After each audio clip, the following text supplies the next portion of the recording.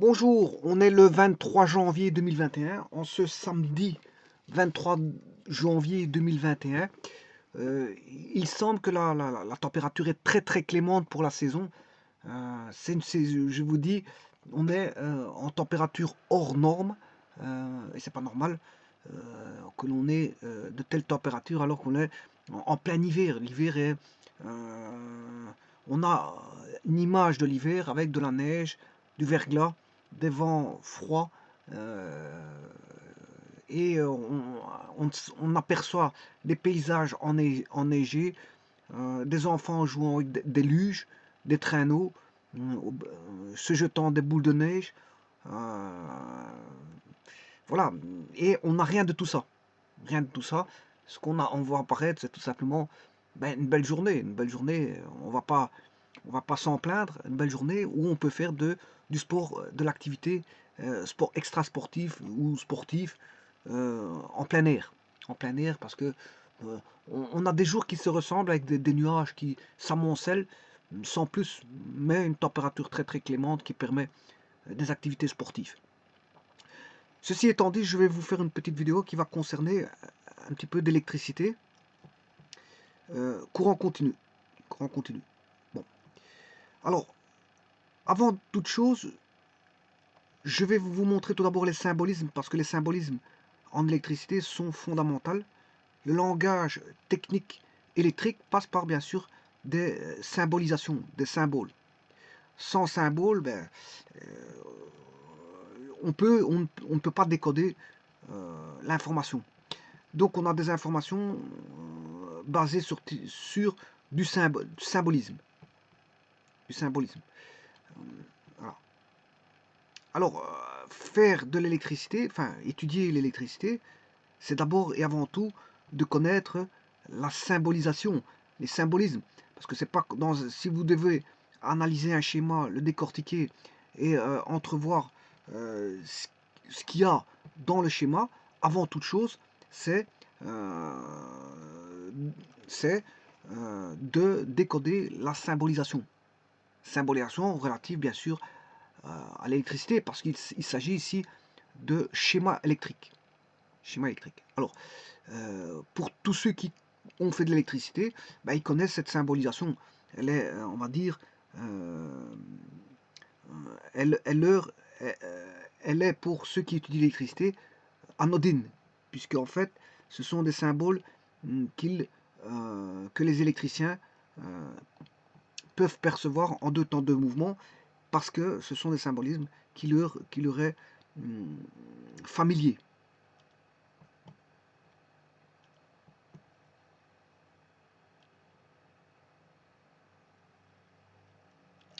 Qui leur est familier.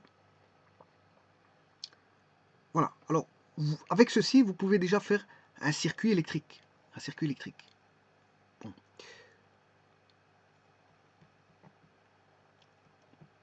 Encore faut-il réunir les éléments, les composants. Encore faut-il les réunir. Alors, je vais faire un rappel. Ceci est une lampe. C'est le symbole d'une lampe. Voilà, que je vais appeler L. Et s'il y a plusieurs lampes, on aura L1, L2, L3, L4, etc. Alors, on peut avoir même des couleurs. Hein. On peut avoir des couleurs qui signifient un signifiant. Il y a un signifié et un signifiant. Supposons que vous ayez ces couleurs-là, rouge clignotant, ça veut dire qu'il faut faire attention, il y a une machine qui tourne. Voilà. Et il y a tout un décodage de symbolisme avec les couleurs. Bon, mais ici, il n'est pas, on entrevoit ça dans voilà, en électricité industrielle, où on est dans des environnements industriels, où par exemple on a une lumière verte qui peut s'allumer, une lumière blanche, une lumière rouge.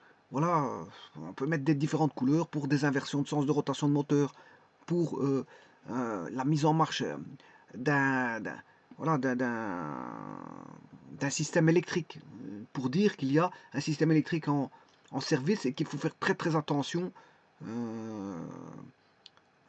Voilà, il faut faire très attention à, à l'environnement. Donc c'est pour signaler un danger. Attention qu'il y a une machine qui travaille, donc mettez-vous à distance de la machine. Bon, maintenant, dans les industries, bien sûr, il y a l'hygiène, la sécurité.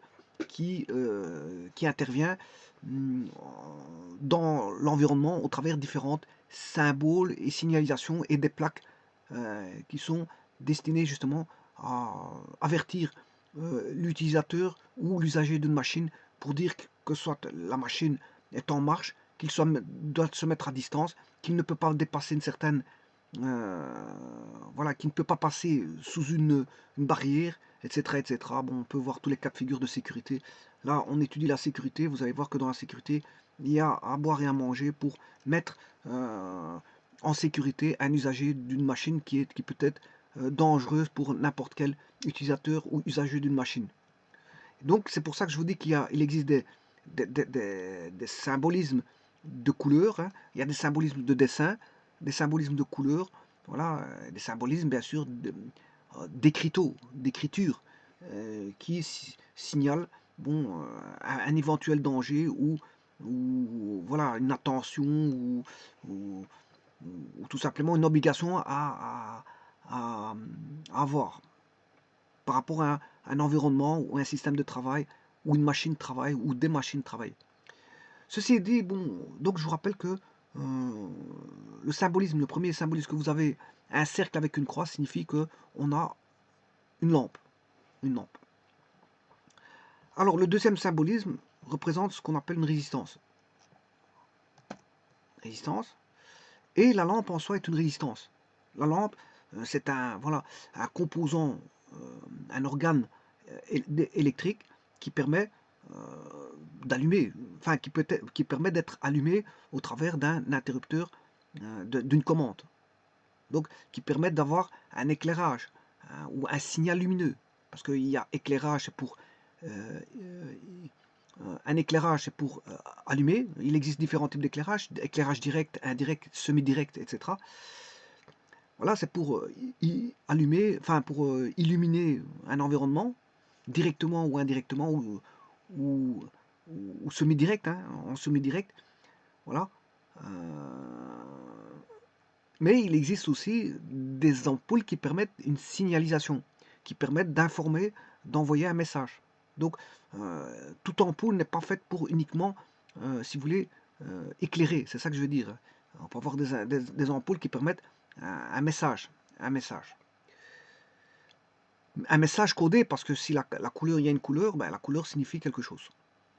Et alors, on a voilà, le générateur ici. On a un générateur électrique qui permet voilà, de fournir de la puissance électrique ou de l'énergie électrique. Elle va fournir l'énergie électrique à un utilisateur. L'utilisateur est souvent une résistance. Voilà, une résistance. On peut avoir d'autres composants électriques, bien sûr, mais ici, j'ai pris en cas de figure, on avait une résistance.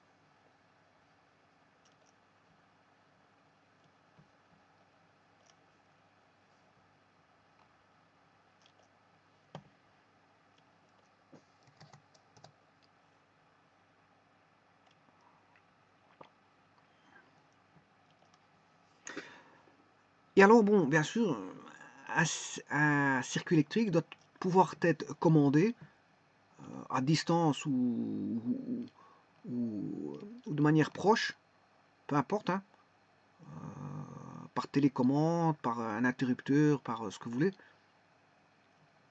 pour interrompre le circuit électrique, parce que le circuit électrique n'est pas toujours utile. On peut avoir un circuit électrique qui peut être utile à certains moments, à d'autres moments, bah, on désire interrompre voilà, le circuit électrique.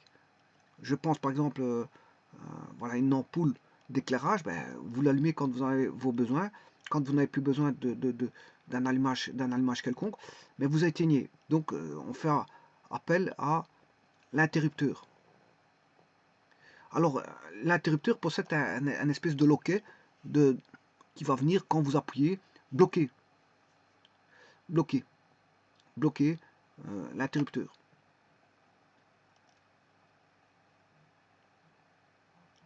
Voilà. Donc il va faire contact et va mettre le circuit électrique en marche. Bon, alors maintenant, à partir de ceci, je vais faire un circuit électrique, générateur électrique avec qui fournit, bien sûr, il a une certaine force électromotrice que je vais appeler E. Voilà, on a voilà, une générescence. Il y a un potentiel électrique, hein, il y a une énergie potentielle électrique, et c'est pour ça qu'on va l'utiliser, pour utiliser l'énergie électrique. Voilà. Alors la grande barre, pourquoi on met une grande barre? Parce que c'est le symbole du positif, parce qu'en électricité, il y a deux pôles en électricité, le pôle positif et le pôle négatif. Et c'est pour ça que ça permet une circulation. La grande barre est le positif et la petite barre est le négatif. Et c'est grâce à ça que ça permet la circulation du courant. C'est parce qu'il y a une différence de potentiel. Hein. S'il n'y a pas de différence de potentiel, il n'y aurait pas de circulation. C'est comme, on va dire, on prend généralement l'analogie d'un château d'eau. L'eau va du niveau haut au niveau bas. Elle part toujours du niveau haut, du fait de la gravitation. L'eau va toujours du niveau haut, donc du point le plus haut vers le point le plus bas. Et donc en électricité, le potentiel, voilà, le potentiel électrique, il faut qu'il y ait un potentiel positif et un potentiel négatif pour dire que les électrons circuleront du pôle positif au pôle négatif. Voilà. Bon, alors on va créer un circuit électrique.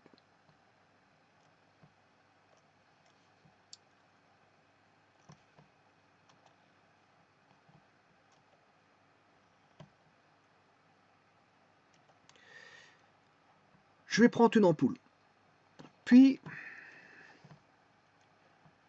une seconde ampoule,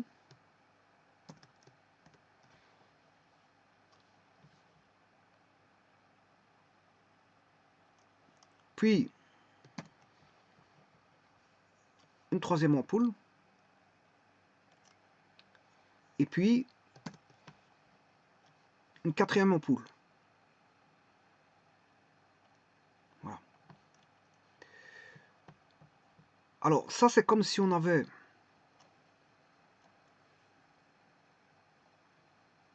bien sûr je vais les relier, voilà, j'établis une connexion entre les ampoules. Voilà, maintenant il y a une connexion électrique entre les ampoules, mais il n'y a pas de courant. C'est normal, il n'y a pas d'électricité qui passe. Mais en tout cas, si maintenant on fait passer un courant, ben, le courant va passer à travers les 4 ampoules. Mais si elles ne sont pas connectées, le courant ne passera pas. Il faut, en électricité, il ne peut pas avoir d'interruption de connexion. Alors, ici on aura les ampoules L1, L2,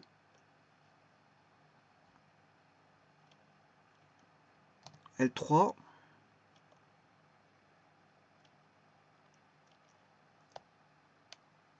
et L4. Je vous ai dit qu'on va mettre un interrupteur pour pouvoir interrompre le circuit. Alors faire ça, c'est comme si on avait eu 4 résistances en série. Hein. C'est comme si mettre 4 ampoules comme ceci, mais c'est comme si on avait, puisque l'ampoule est une résistance, c'est comme si on avait R1,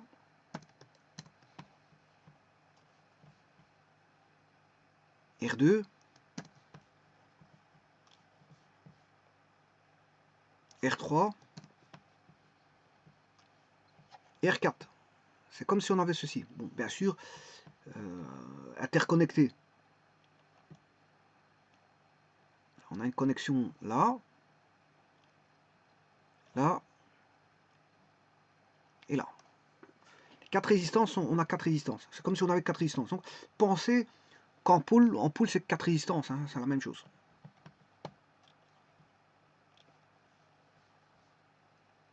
Alors, je pars de l'hypothèse suivante, que les ampoules sont fonctionnelles. C'est-à-dire que tout va bien. Je dirais même, l'interrupteur que je vais placer, il est fonctionnel. Il n'y a rien qui est défaillant. Il n'y a pas de défaillance. Ni le générateur est chargé. Hein, il s'agit d'une pile, d'une batterie, tout ce que vous voulez, qui va donner de la tension continue. Si elle donne 5 volts, c'est 5 volts continue, bien sûr. Elle va s'user au fur et à mesure. En fonction du temps, la tension va diminuer. Voilà, elle va diminuer, elle va donner 5, puis 4,99, puis 4,94, 4,93 en fonction du temps parce qu'elle s'use. Hein. Alors s'il s'agit d'un système rechargeable, vous le rechargez. Voilà. Alors maintenant, je vais connecter à l'interrupteur.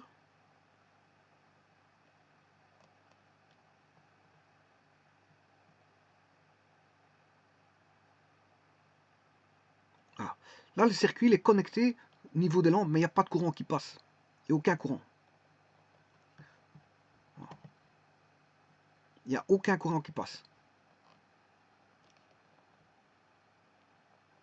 Mais le générateur est chargé. Hein. Il y a un potentiel électrique. Il y a des charges qui sont là, prêtes à partir.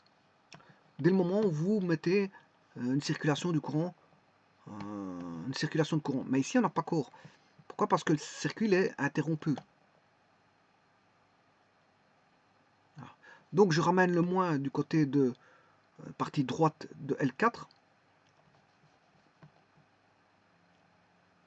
Voilà. Maintenant, le circuit est connecté du côté de l'ampoule. Il n'y a pas encore de courant. Il n'y a pas encore de courant. Voilà. Maintenant, je connecte l'interrupteur au générateur. Voilà. Là, on a du plus au niveau de l'interrupteur. Et on a du moins du côté de l'ampoule ici. Alors, tout ce qui est moins, bien sûr,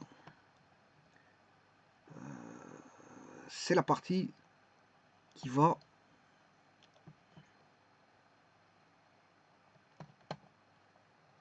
là, on a du moins.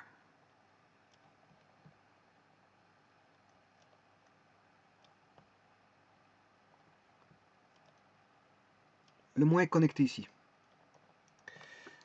Voilà. Et le plus, bien sûr, il est ici. Oui, si je me suis trompé, c'est du bleu que je dois mettre. Voilà, le moins est ici. Et le plus est là. Bon, est-ce qu'il y a... On a toujours un potentiel électrique.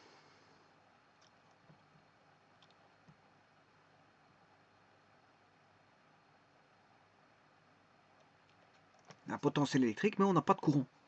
Pourquoi on n'a pas de courant? Parce que l'interrupteur ici est ouvert. Alors pour ça, je vais fermer l'interrupteur. Voilà, je ferme l'interrupteur. Et là, qu'est-ce qui se passe? Mais toutes les ampoules vont s'illuminer.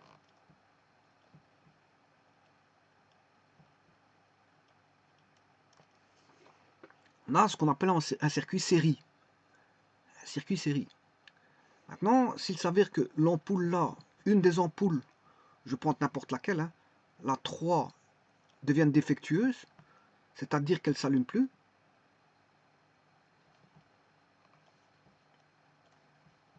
voilà, la L3 est défectueuse, là, toutes les ampoules vont s'éteindre. C'est normal parce qu'il y a une interruption de circuit, le courant ne passant plus. Voilà, il y a un courant qui passe, hein, qui passait au départ. Voilà, vous aviez un courant qui passait du plus vers le moins. Voilà, le courant est ici, que je vais appeler I.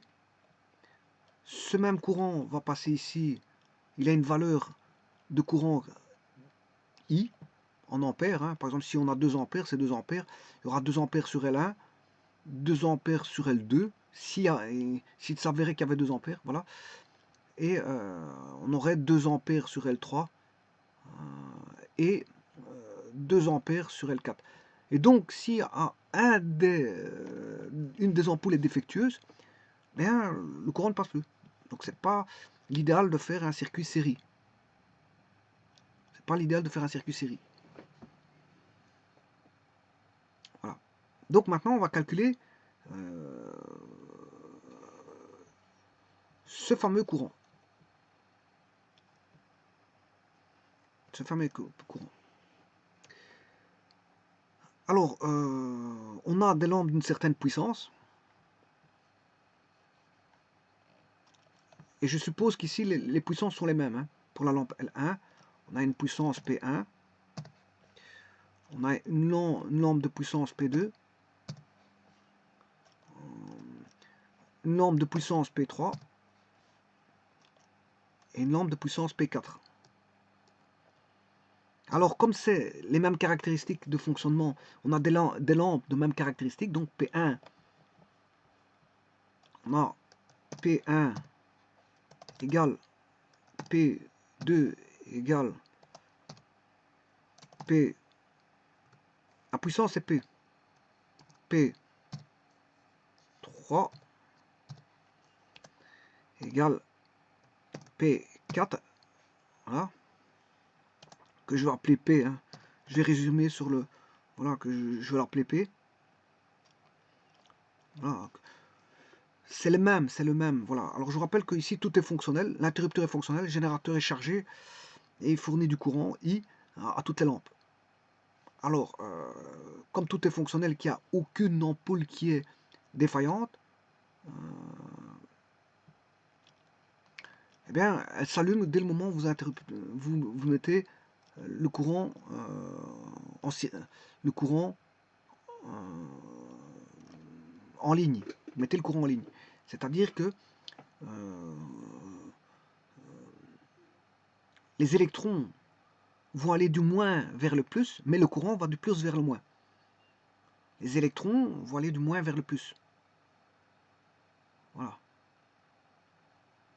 Alors je vous rappelle que les électrons sont négatifs. Hein. Ils sont attirés par la bande positive. Et ils vont migrer vers la bande positive. Donc il y aura une certaine mobilité, bien sûr, à la vitesse de la lumière.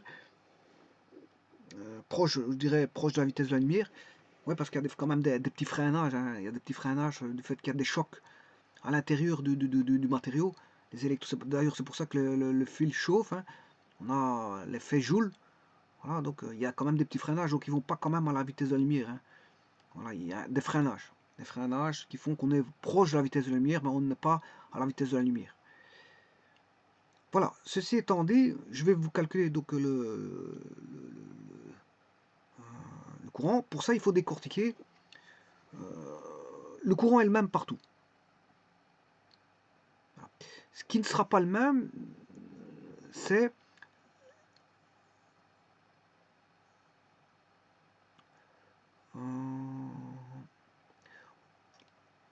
enfin, tout sera le même, parce que tout est de même caractéristique. On a 4 ampoules de même caractéristique. Tout est le même. Donc, j'aurai ici une tension aux bornes P1, de la lampe L1, une tension aux bornes de la lampe L2, une tension aux bornes de la lampe L3 et une tension aux bornes de la lampe L4.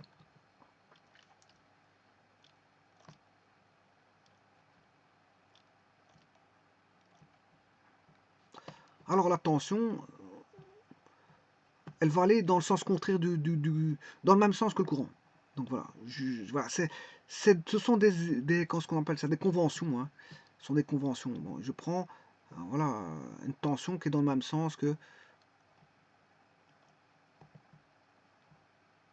Donc il y a un sens de la tension.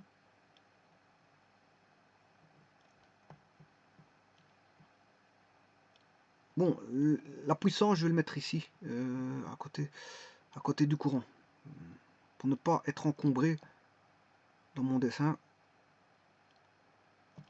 L3 a une puissance L3, L4 a une puissance L4. Voilà. Alors maintenant, je vais mettre les tensions. Donc là, j'ai une tension U1 aux bornes de L1.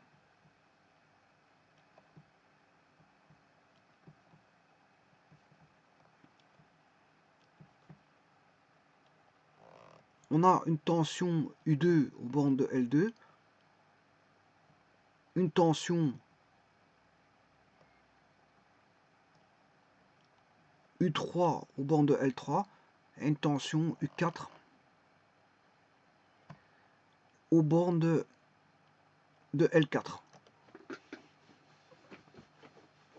Alors, que vaut cette tension? On va faire le calcul.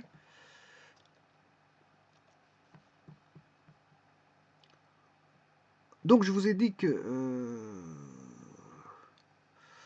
on peut fonctionner en termes de résistance. Hein. La lampe, c'est aussi une résistance, R1, R2, R3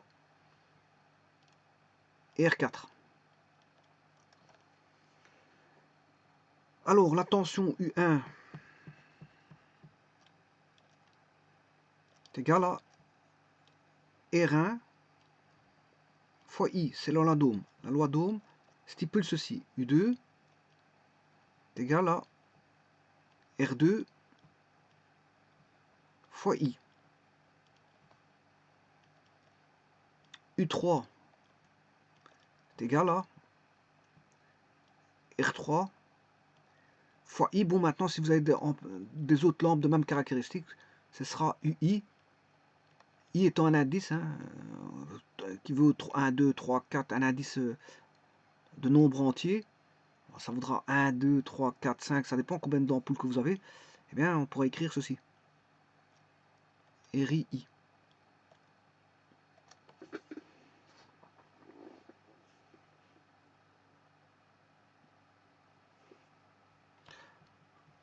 Alors, la puissance.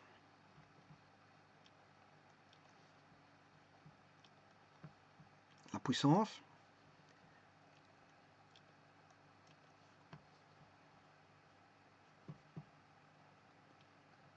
P est égal à P1 est égal à U1 fois I1. P2 est égal à U2 fois I2. P3 est égal à U3 fois I3.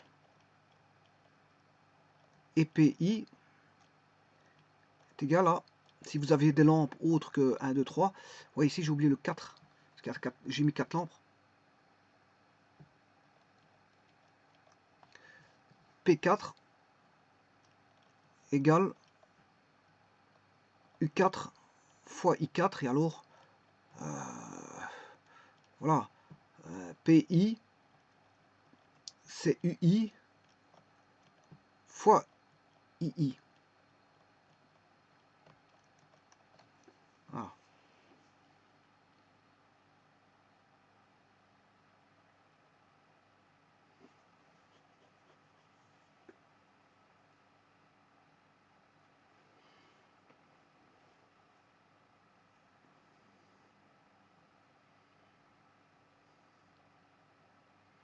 Alors, la puissance totale, dans ce cas-ci, c'est P1, c'est la somme des puissances.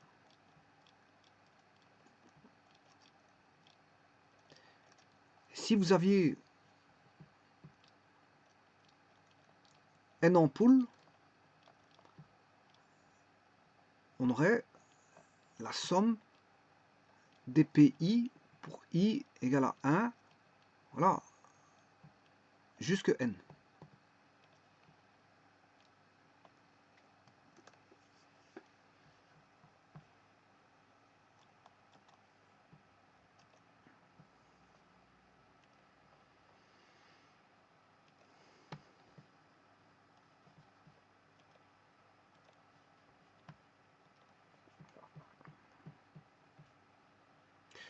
Donc, comme on a des éléments de même caractéristique,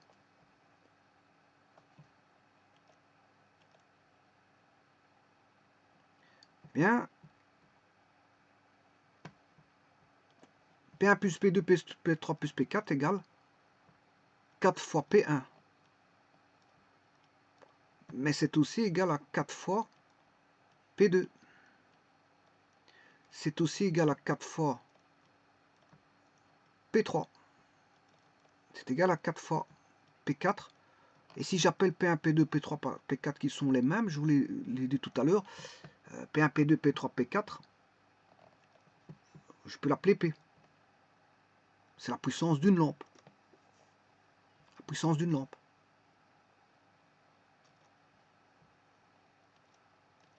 Donc, la puissance d'une lampe,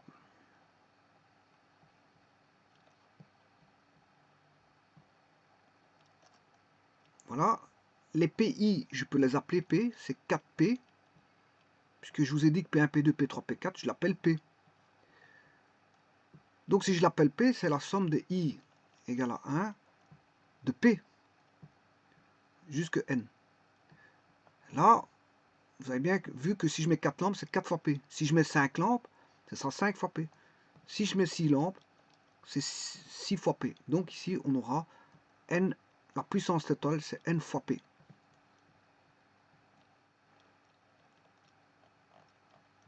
La puissance totale, c'est N fois P.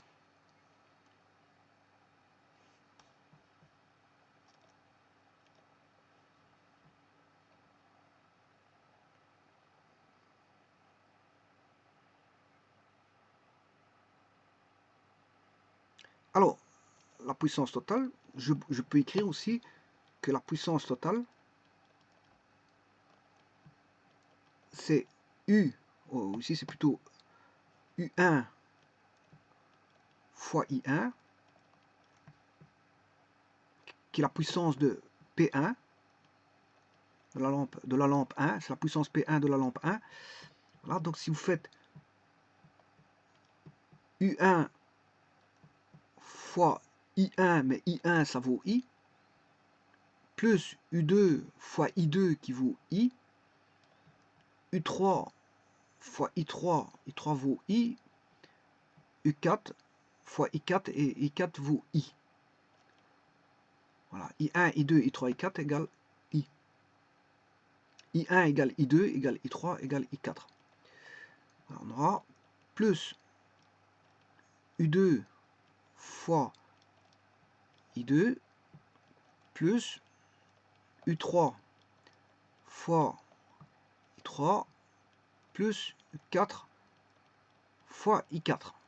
Je pourrais écrire aussi, c'est la somme, si vous voulez, des UI, U fois I.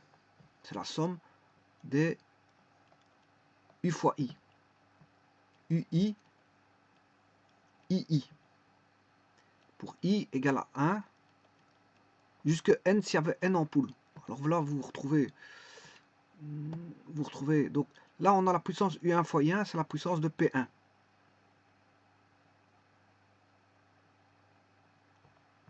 On a la puissance P1. Ici, on a la puissance P2. Là, on a la puissance P3. Et là, on a la puissance P4. Donc la puissance totale, c'est la somme des UI, II. Avec I1 égale I2 égale I3 égale I4 égale II s'il y a plusieurs, 3 petits points, s'il y a plusieurs ampoules, c'est égal à II. Et ce II vaut I, c'est le courant qui ressort du générateur. Ça s'appelle générateur, voilà, avec une force électromotrice E. Voilà. Et le courant qui sort de là, ça vaut I. Et ce I va être distribué dans chacune des ampoules. Donc je pourrais écrire que la somme P totale est égale à somme des UI. Je peux remplacer maintenant I1 vaut I.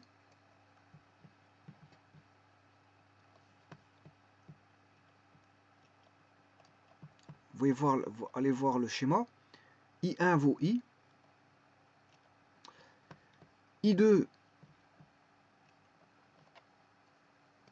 vaut I.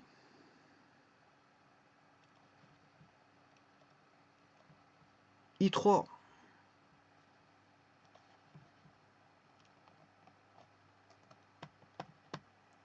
vaut I. I4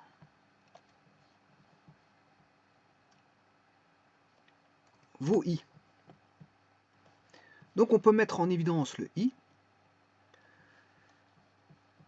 Donc je peux écrire que la puissance totale est égale à U1 plus U2 plus U3 plus U4 fois le courant I. Ce qui veut dire que c'est la somme des UI pour I égale à 1 s'il y avait N ampoules jusque N, le tout multiplié par le courant I.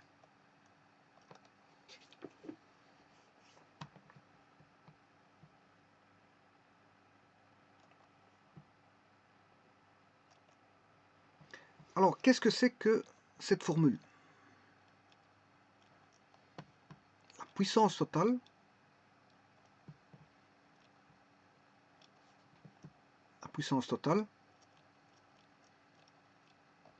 est égale à somme des UI pour I égale à 1 jusqu'à N fois I.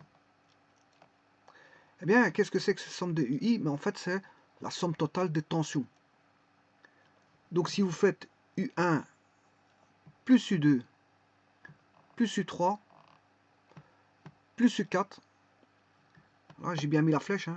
U1 il est là, U2 il va de là à là, U3 c'est la tension aux bornes de L3 et U4 c'est la tension aux bornes de L4. Si vous sommez la somme des tensions là, ben vous avez la tension aux bornes du générateur qui est E.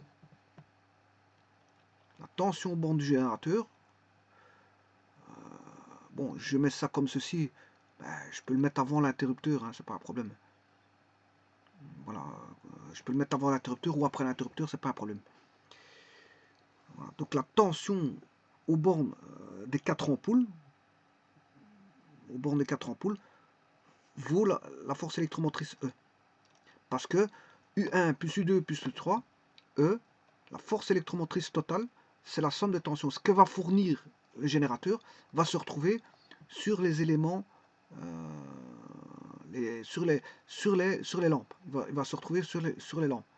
Ce que va fournir le générateur en potentiel, mais ce potentiel va se retrouver sur, sur toutes les lampes en tant que dissipateur. On a le générateur qui génère voilà, un potentiel électrique et on a des dissipateurs ou des consommateurs qui vont consommer cette énergie électrique. Alors qui va consommer? Mais le consommateur, ce sont les lampes, ce sont les utilisateurs. Les utilisateurs sont les lampes, les consommateurs sont les lampes et les dissipateurs sont les lampes. Trois mots qui veulent dire la même chose. Et le générateur génère l'énergie électrique pour être consommée au niveau des générateurs. Mais entendons-nous bien que le générateur fournira de l'énergie électrique que si on a, bien sûr, dans les conditions des hypothèses fournies au départ, que tout est raccordé correctement. Tout est raccordé correctement. Et que on suppose par hypothèse que pour éviter toute on va dire tout problème dans les équations, eh bien on stipule que par hypothèse tout est fonctionnel. Tout est fonctionnel. Et que les caractéristiques des ampoules sont les mêmes. Ils ont les mêmes puissances, les mêmes caractéristiques, tension, courant et donc puissance. Voilà. Parce qu'une ampoule de 100 watts n'est pas une ampoule de 200 watts. Hein. Vous allez comprendre que là, on a deux ampoules de caractéristiques différentes. Ça n'a rien à voir. Moi, ici, je parle de type d'ampoule. Si L1 à 100 watts, L2 à 100 watts, L3 à 100 watts, L4 à 100 watts. Si je prends L1 à 200 watts, L2 aura 200 watts, L3 aura 300 watts et L4 aura 400 watts. Voilà. Donc, les équations sont valables, bien sûr, si on a un système électrique ici de connexion électrique qui est valable, qui est, on va dire, c'est-à-dire qu'on a bien vu, si vous deviez réaliser ça, ça veut dire quoi? Que vous avez bien fait vos connexions, tout est bien vissé, que voilà, il n'y a pas de perte, enfin, il y a toujours des pertes, mais voilà, il n'y a pas de perte électrique. Voilà. On prend toutes les hypothèses possibles, imaginables, qui font que le circuit électrique fonctionne, je veux dire, au niveau théorique, le mieux qu'il peut. Le mieux qu'il peut. Le mieux qu'il peut. Or, vous savez très bien qu'on aura quand même des pertes électriques, etc., très, très minimes. On peut les calculer, mais malgré tout, on n'aura pas quelque chose de théorique. Hein. entre les théories, la théorie et ce qui se passe en laboratoire, bon, vous comprendrez qu'il y a toujours ce qu'on appelle voilà, des petits écarts. C'est tout à fait normal. C'est tout à fait normal parce que la théorie n'est pas la réalité. La réalité, il y a toujours bon, des freins à la théorie. C'est normal parce qu'on a dans un système réel. Bon, ceci étant dit, que vaut la somme des puissances, enfin la somme des tensions, vous U, E, c'est la force électromotrice engendrée qui va être dissipée sur tous les consommateurs qui sont les lampes de même caractéristique. Et bien sûr, on aura un courant I. Voilà. Alors maintenant, qu'est-ce qu'on peut dire? On peut dire que I1 égale I. I2 égale I. I3 égale I. Et I4 égale I. Qu'est-ce que c'est que ce I? Qu'est-ce que c'est que ce I-là? Mais c'est le I engendré par le générateur. Le générateur va engendrer un courant. Il va fournir un courant au circuit. Il y a un appel de courant par les utilisateurs.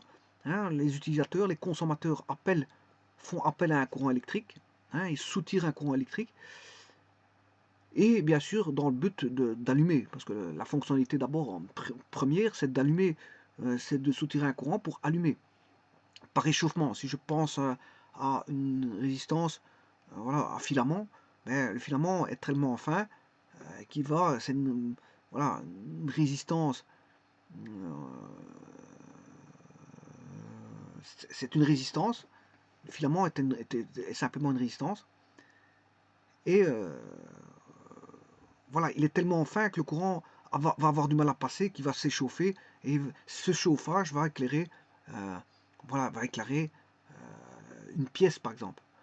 Ben, on peut penser à ça depuis très longtemps. Au Moyen-Âge, qu'est-ce qu'ils faisaient? Ben, quand ils faisaient du feu de bois, ben, ça permettait de s'échauffer, mais aussi de rester au niveau convivial près de la cheminée pour voir plus clair. Donc ils s'illuminaient grâce à des feux de bois aussi.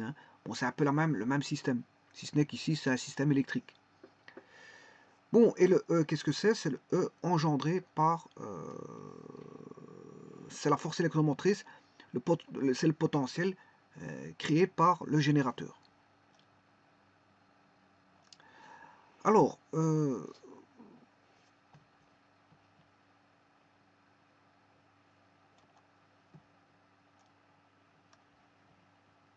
donc, je viens de vous dire que les courants, dans un circuit série, les courants sont identiques.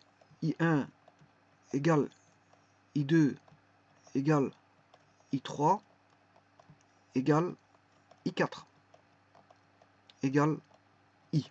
I étant le courant engendré par le générateur et I1, I2, I3, I4 sont les courants utilisés par les ampoules.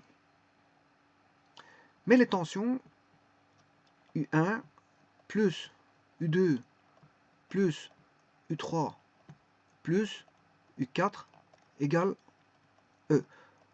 E est la force électromotrice engendrée par le générateur, et U1 est la tension au bord de la lampe L1, U2 la tension au bord de la lampe L2, U3 la tension au bord de la lampe 3, et U4 la tension au bord de la lampe 4.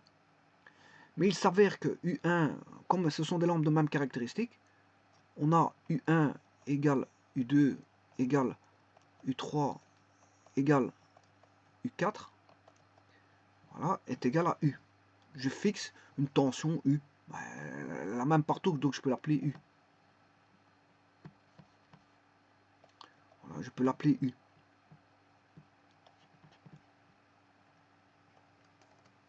Donc on a U4, et ces tensions, je les appelle U. Donc à la place d'avoir les appeler U1, U2, U3, U4, je formalise l'écriture en disant que à la place d'avoir U1 ici, j'ai U. Je dis que j'ai U, à la place d'avoir U1. C'est les mêmes pour dire que c'est les mêmes tensions, c'est juste ça. Donc je dis ici, la tension au bord de la lampe 1, c'est U. Mais si c'est U ici, on aura U ici. Voilà. Et si on a U ici, on aura U ici. Donc U1 égale U2 égale U3 égale U4 égale U. Alors pourquoi j'écris ceci? Pour la simple et bonne raison que vous allez voir ce qui va apparaître. Que cette fois-ci, je vais écrire U plus U plus U plus U est égal à E. Ce qui veut dire que E vaut 4 fois U. Ça implique que,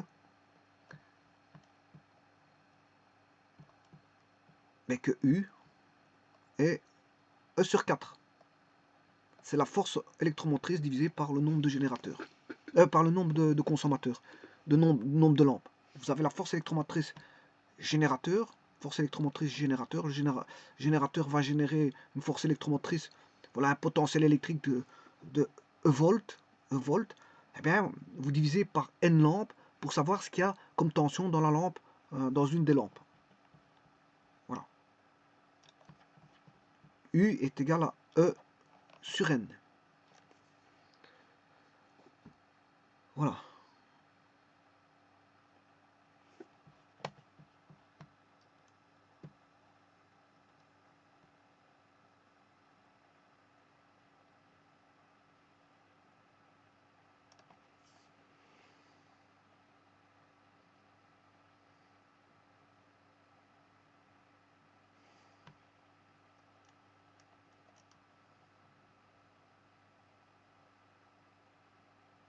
Alors, maintenant au niveau potentiel.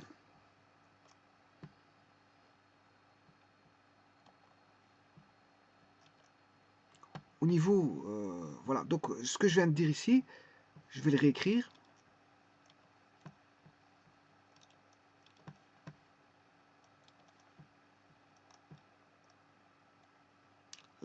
On a la force électromotrice. Le U vaut la force électromotrice divisé par le nombre de consommateurs. Vous avez la tension sur chaque consommateur en prenant la force électromotrice générée par le générateur divisé par les N consommateurs qui sont les N lampes. Et là, vous aurez la tension par lampe. Voilà. La tension par lampe. Par exemple, si la force électromotrice est de 10 volts et que vous avez 4 lampes, eh bien, vous aurez dans chaque lampe 10 divisé par 4, 10 divisé par 2, ça fait 5, ça fait 2,5 volts par lampe. Voilà, c'est un cas de figure. Bon, maintenant au niveau de la puissance. Je vous ai dit tout à l'heure que la puissance totale est égale à somme des tensions. Je crois qu'il est ici. Non, il n'est pas là. Somme des tensions fois I. Donc, voilà, c'est ici. Puissance totale, c'est la somme des tensions. Sachant que la force électromotrice E, je vais l'écrire, hein, c'est pas un problème. Bon, c'est pas. Je vais écrire tout ça.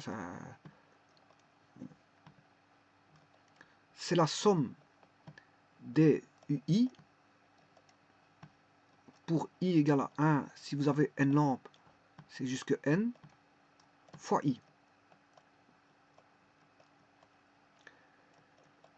Ouais, mais la somme des UI, c'est la force électromotrice engendrée par le générateur. Si vous faites la somme de toutes les tensions, c'est E fois I. Voilà. Mais ça, le E, bien sûr, c'est U fois N. Donc le E ici il vaut U fois N fois I. Donc, si j'écris ceci, U fois I,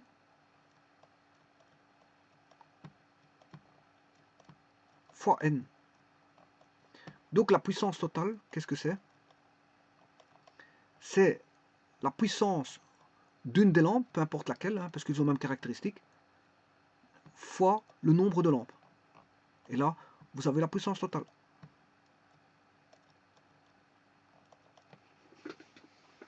c'est la puissance d'une lampe fois le nombre de lampes que vous avez en présence, fait la puissance totale. Par exemple, je vais vous donner un exemple ici. On a une lampe, deuxième lampe. Je mets que 3 lampes. Hein. Voilà. Si là, il y a 5 watts, là 5 watts, et là 5 watts, ben, la puissance des 3 lampes, ben, c'est 5 fois 3 égale 15 watts.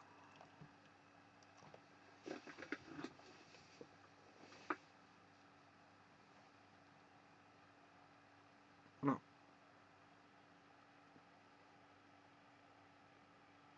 Alors je pourrais écrire encore d'autres relations. Bon, on peut en écrire beaucoup. Hein. Je peux écrire que P1 est égal à U1 fois I, donc I vaut P1 sur U1. Alors je rappelle que U1 vaut U, c'est P1 sur U. P2 égale U2 fois I. Le courant, je pourrais le trouver, il est le même. Hein, voilà. Il vaut P2 sur U2, ce qui veut dire qu'on a P2 sur U. P3 est égal à U3 fois I. I est égal à P3 sur U3 est égal à P3 sur U. Et enfin, P4 est égal à U4 fois I. Donc I est égal à P4 sur U4 est égal à P4 sur U. Ce qui veut dire que les courants ici sont tous les mêmes. On peut dire que P1 sur U est égal à P2 sur U est égal à P3 sur U est égal à P4 sur U.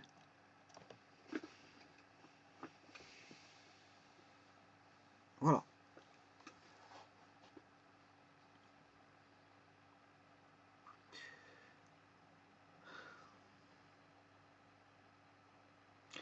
Et donc, je peux encore continuer.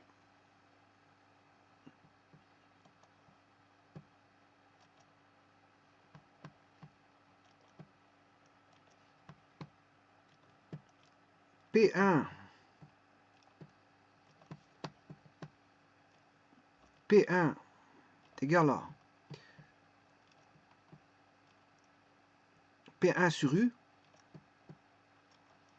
P1 sur U est égal à P2 sur U est égal à P3 sur U est égal à P4 sur U.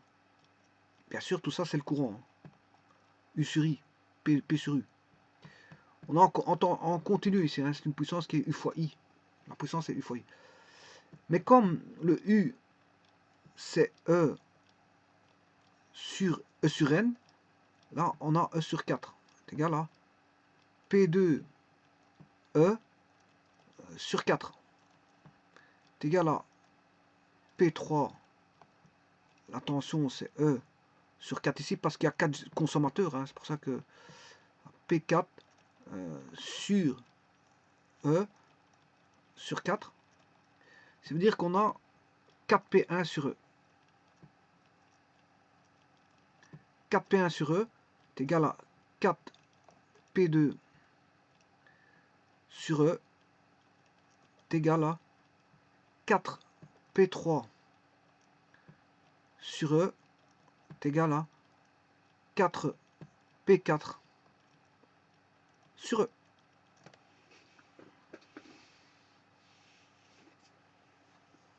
Alors, 4P4, qu'est-ce que c'est que 4P1, 4P2, 4P3, ben, c'est la puissance totale sur E qui fait I.